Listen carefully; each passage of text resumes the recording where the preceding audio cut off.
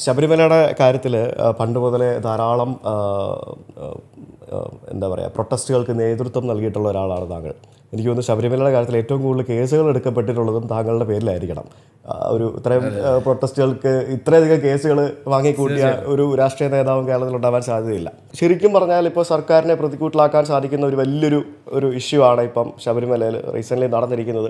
ഏതൊരു ഹൈന്ദവ വിശ്വാസിയുടെയും വിശ്വാസത്തിന് കോട്ടം തട്ടുന്ന രീതിയിലുള്ള പല കാര്യങ്ങളും അവിടെ നടന്നിരിക്കുകയാണ്.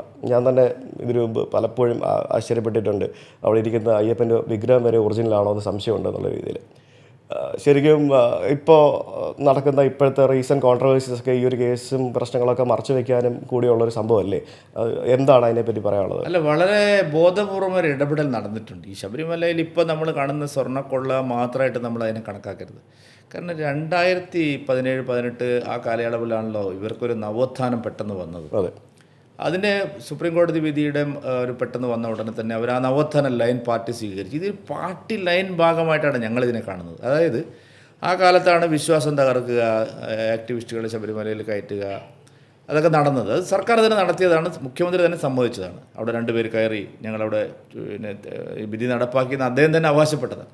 അപ്പോൾ അങ്ങനെ ഒരു വശത്ത് ക്ഷേത്രങ്ങളുടെ വിശ്വാസം തകർക്കുക, മറുവശത്ത് അങ്ങനെ വിശ്വാസം തകർക്കുന്നത് കൊണ്ട് അവർ എന്നെ പോലെയുള്ള വിശ്വാസികളുടെ അല്ല അതിന് ഞാൻ ചോദ്യം ചെയ്യുക ഞാൻ പറയാൻ കാരണം, അതായത് ഒന്ന്, അതേസമയം പാരലായിട്ട് ക്ഷേത്രങ്ങളുടെ സമ്പത്ത് കൊള്ളയടിക്കുക. ഇത് ശബരിമലയിൽ മാത്രം നടന്നൊരു കൊള്ളയല്ല, ഇത് രണ്ടും ഒരുമിച്ച് നടന്നുണ്ട്. എന്തുകൊണ്ടാണ് അങ്ങനെ ഒരു വിശ്വാസത്തിനെതിരായിട്ടുള്ള ഒരു നീക്കം നടത്തണമെന്ന് അവർ വിചാരിച്ചത്? കഴിഞ്ഞ ഒരു 15-20 വർഷമായിട്ട് കേരളത്തിൽ അറിയാതെ ഒരു ഹൈന്ദവ നവോത്ഥാന പ്രക്രിയ നടക്കുന്നുണ്ട്. കേരളത്തിൽ കഴിഞ്ഞ 15 വർഷത്തിനിടയിൽ ഒരു 10-15,000 ചെറിയതും വലുതുമായ ക്ഷേത്രങ്ങൾ പുനരുദ്ധരിക്കപ്പെട്ടു. നമ്മൾ ഏത് ഗ്രാമത്തിൽ ചെന്നാലും ആയിരക്കണക്കിന് സത്സംഗങ്ങളും സപ്താഹങ്ങളും സന്യാസിമാരുടെ പ്രവർത്തനങ്ങളും നടക്കുന്നു. കേരളത്തിൽ ഇല്ലാത്ത കാര്യമാണ്.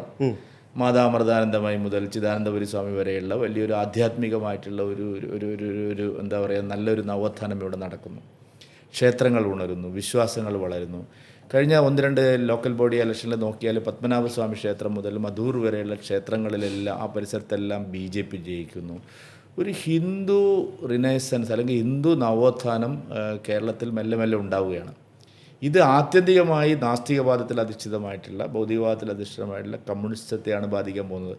കമ്മ്യൂണിസത്തിൽ നിന്ന് കേരളം മെല്ലെ ദേശീയതയിലേക്ക് വരുന്നു. ഇതറിയാത്തവരല്ലോ. അതാണ്, അതിനെയാണ് ഞാൻ പറഞ്ഞ പോയിന്റ്. അവിടെയാണ് അതിനെ തകർക്കാൻ 2 വഴികൾ ആദ്യം അവർ നോക്കി. ആദ്യം അവർ ഈ ക്ഷേത്രങ്ങളെല്ലാം പിടിച്ചെടുത്ത് ഞങ്ങൾ ഭക്തന്മാരാണെന്നുള്ള രീതിയിൽ അവർ പ്രവർത്തിക്കാമെന്ന് വിചാരിച്ചു. അവിടെയും സംഭവിക്കുന്നത്, അവിടെയെല്ലാം അവർ കൂടുതൽ വിശ്വാസത്തിൻ്റെ കാര്യങ്ങളും അമ്പല കമ്മിറ്റികളിലൊക്കെ വരുമ്പോൾ യഥാർത്ഥ വിശ്വാസത്തിൻ്റെ കാര്യം പറയുന്ന BJPക്കും RSSനും സ്വീകാര്യത വർദ്ധിക്കുക. അപ്പോഴാണ് കുറച്ചു കാലം ഇടതുപക്ഷത്തിലെ കുറച്ച് ബുദ്ധിജീവികളും പിണറായി വിജയനും ഒക്കെ ആലോചിച്ചിട്ട് എന്നാൽ പിന്നെ ഒരു കാര്യം ചെയ്യാം, നമുക്ക് ഈ വിശ്വാസത്തെ ആകെ തകർക്കുന്ന ഒരു നീക്കം, ഒരു നവോത്ഥാനം, അതുകൊണ്ടാണ് വനിതാ മതിൽ, നവോത്ഥാന സമിതി, സാമുദായിക സംഘടനകളെല്ലാം കൂട്ടി അവർ ചെയ്തത്. ആ കാലത്ത് ക്ഷേത്രങ്ങൾ കൊള്ളയടിക്കാനും ഒരു പ്ലാൻ ചെയ്തിരുന്നു. ഞാനൊരു എക്സാമ്പിൾ പറയാം, ആരും ഇപ്പോൾ ഓർക്കുന്നുണ്ടാവില്ല. പത്മനാഭസ്വാമി ക്ഷേത്രത്തിലെ സഹസ്രകോടിക്കണക്കിന് രൂപയുടെ സ്വർണവും വൈരങ്ങളും രത്നങ്ങളും എടുക്കാൻ ഇവർ തീരുമാനിച്ചിരുന്നു. VS അച്യുതാനന്ദൻ തന്നെ ആ കാര്യത്തിൽ പരസ്യ നിലപാട് സ്വീകരിച്ചിരുന്നു. അവിടുത്തെ സ്വർണവും മറ്റും കൊട്ടാരം കൊള്ളയടിക്കുകയാണെന്നുള്ള വലിയ വാദം അദ്ദേഹം ഉന്നയിച്ചിരുന്നു. അതിനുവേണ്ടി നീലലോഹിതദാസൻ നാടാരും അദ്ദേഹത്തിൻ്റെ ഭാര്യയും അടക്കം സത്യാഗ്രഹങ്ങൾ പലതും നടത്തിയിരുന്നു. ലെഫ്റ്റ് അങ്ങനെ ഒരു തീരുമാനം എടുത്തിരുന്നു ആ കാലത്ത്. അത് നടന്നില്ല. അതിനുശേഷം ഈ ശബരിമല പ്രക്ഷോഭകാലത്താണ് വീണ്ടും ഇത് അവർ കുത്തിപ്പൊക്കിയത്. അപ്പോൾ അന്ന് പ്ലാൻ ചെയ്തതാണ്. ഇന്നിപ്പോൾ നമ്മൾ കാണുന്ന വാർത്തകളെല്ലാം ആ കാലത്ത് പ്ലാൻ ചെയ്താണ് അവർ. ആരും കാണാതെ ഇതെല്ലാം ഒരു ക്ഷേത്രത്തിലല്ല, പല ക്ഷേത്രം. ഇപ്പോൾ ദേവസ്വം ബോർഡുകളുടെ മുഴുവൻ ക്ഷേത്രത്തിലെയും സ്വർണത്തിൻ്റെയും രത്നങ്ങളുടെയും കണക്ക് നോക്കാൻ ആരെങ്കിലും തീരുമാനിച്ചാൽ, അങ്ങനെ ഒരു ത്രൂ ഔട്ട് കേരളത്തിൽ തീരുമാനിച്ചാൽ, ശബരിമല പോലെ തന്നെ മറ്റു പല ക്ഷേത്രങ്ങളിലെയും വസ്തുതകൾ പുറത്തു വരും. ഇപ്പോൾ ശാസ്താംകോട്ടയിൽ നിന്ന് പുറത്തു വന്നു, വൈക്കത്ത് നിന്ന് പുറത്തു വന്നു, ബാലുശ്ശേരിക്കോട്ടയിൽ നിന്ന് വന്നു, കുറേ ക്ഷേത്രങ്ങളിൽ നിന്ന് ഇപ്പോൾ വന്നിട്ടുണ്ട്.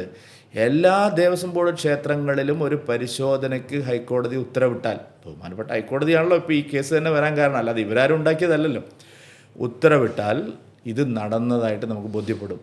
അപ്പോൾ വെൽ പ്ലാൻഡ് ആയിട്ടുള്ള ഒരു പൊളിറ്റിക്കൽ തീരുമാനം അവരെടുത്തിരുന്നു. ക്ഷേത്രങ്ങളുടെ വിശ്വാസം തകർക്കുക, ക്ഷേത്ര സ്വത്ത് കൊള്ളയടിക്കുക, അതിൻ്റെ ഭാഗമായിട്ട് ഇതെല്ലാം നടന്നു. അതിനുള്ള റീസൺ ഞാൻ നേരത്തെ പറഞ്ഞതാണ്. ഒരു ഹിന്ദു റിനൈസൻസ് ഉണ്ടാവുന്നു, ഹിന്ദുക്കളുടെ ഇടയിലൊരു വലിയ തോതിലുള്ള ഒരു സാമൂഹ്യ ആരാധന. പണ്ട് ഹിന്ദുക്കളെല്ലാം അവരവർ മാത്രം അമ്പലത്തിൽ പോയിക്കൊണ്ടിരുന്നതാണ്. ഇപ്പോൾ തിരുവനന്തപുരം മുതൽ കാസർഗോഡ് വരെ താങ്കൾ നോക്കിയാൽ സ്ത്രീകൾ അമ്മമാരൊക്കെ വന്നിട്ട് കൂട്ടപ്രാർത്ഥനകളും നാമജപങ്ങളും നടക്കുന്നു. ഇത് അവരെ വല്ലാതെ ഭയപ്പെടുത്തുന്നുണ്ട്. അധികകാലം അവർ പിടിച്ചു നിൽക്കാൻ കഴിയില്ല. അവരുടെ ഐഡിയോളജിയെ പൂർണ്ണമായിട്ടും കീഴ്മേൽ മറിക്കാൻ കഴിയുന്ന ശേഷിയുള്ള ഒരു ആശയം കേരളത്തിൽ വളർന്നു വരുന്നു. ശ്രീനാരായണ ഗുരുദേവനും ചട്ടമ്പി സ്വാമികളും മന്നത്താചാര്യനും അതുപോലെ വൈകുണ്ഠസ്വാമികളും അയ്യങ്കാളിയുമെല്ലാം ഉണ്ടാക്കിയ ഒരു ദേശീയ നവോത്ഥാനത്തെ ഇവർ അട്ടിമറിച്ചിട്ടാണ് ഇവിടെ ഒരു പുതിയ ബദൽ ഇവർ കൊണ്ടുവന്നത്. അതിൻ്റെ മുകളിൽ നിന്നുകൊണ്ടാണ് അവരൊരു രാഷ്ട്രീയം ഇവിടെ കെട്ടിപ്പൊക്കിയത്. അത് തകരാൻ പോകുന്നു എന്നുള്ള ഭയമാണ്. പിണറായി വിജയൻ ഞാനാണ് ഇനി വീണ്ടും നവോത്ഥാന നായകൻ എന്ന് വരുത്താൻ വേണ്ടി നടത്തിയ ശ്രമത്തിൻ്റെ ഭാഗമായിട്ടാണ്. അല്ലാതെ ഇതൊരു പോറ്റിയും വാസുവും പത്മകുമാറും മാത്രം നടത്തിയ ഒരു മോഷണമല്ല. ക്ഷേത്രങ്ങളുടെ വിശ്വാസ്യതയെ തകർക്കുക, ആചാരാനുഷ്ഠാനങ്ങളിൽ വെള്ളം ചേർക്കുക, അതേസമയം അതിൻ്റെ സമ്പത്ത് കൊള്ളയടി. ഒരു സ്ക്രിപ്റ്റഡ് പ്രോഗ്രാമാണ്. വളരെ കൃത്യമാണ്. നമ്മൾ ഇന്ന് കാണുന്ന UDF വിലയിരുത്തുന്നത് പോലെ ഒരു ഒറ്റപ്പെട്ട അഴിമതി കേസല്ല ഇത്. ഇത് വളരെ പ്ലാൻഡായിട്ട് നടത്തിയ ഒരു നീക്കമാണ്.